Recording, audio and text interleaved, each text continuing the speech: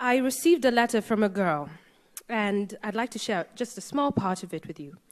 Dear Lupita, it reads, I think you're really lucky to be this black, but yet this successful in Hollywood overnight.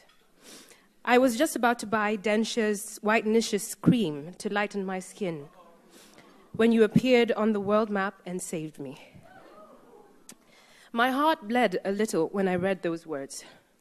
I could never have guessed that my first job out of school would be so powerful in and of itself, and that it would propel me to be such an image of hope in the same way that the women of the color purple were to me. I remember a time when I too felt unbeautiful. I put on the TV and only saw pale skin. I got teased and taunted about my night-shaded skin.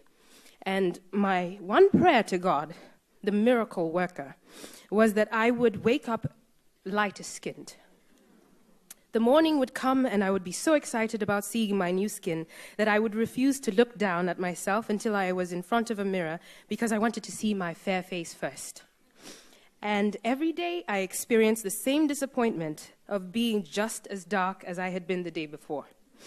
I tried to negotiate with God. I told him I would stop stealing sugar cubes at night if he gave me what I wanted. I would listen to my mother's every word, sitting right there, and never lose my school sweater again if he just made me a little lighter. But I guess God was unimpressed with my bargaining chips because he never listened.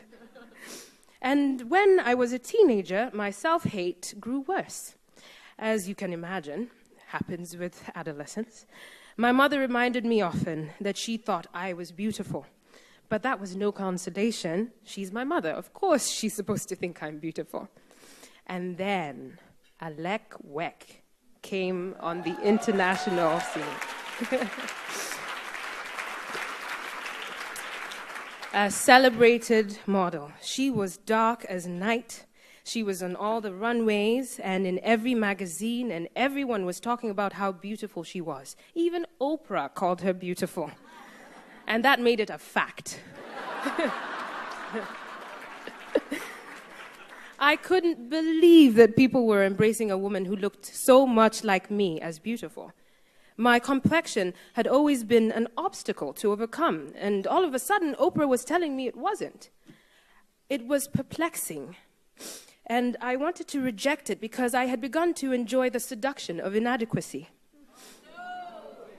But a flower couldn't help but bloom inside me.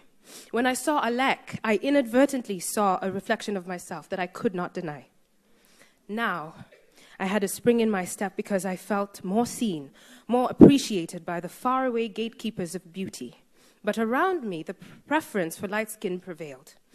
To the beholders that I thought mattered, I was still unbeautiful. And my mother again would say to me, "You can't eat beauty. It doesn't feed you."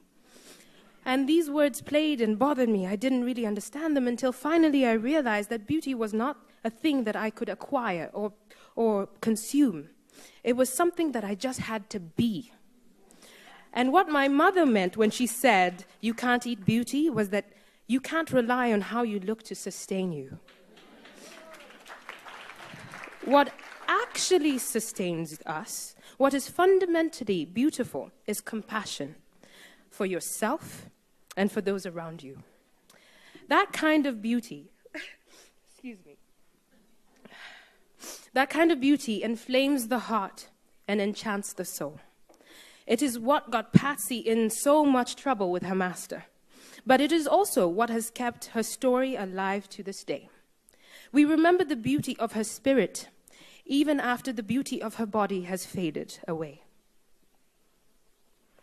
And so, I hope that my presence on your screens and in magazines may lead you, young girl, on a similar journey. That you will feel the validation of your external beauty, but also get to the deeper business of being beautiful inside. That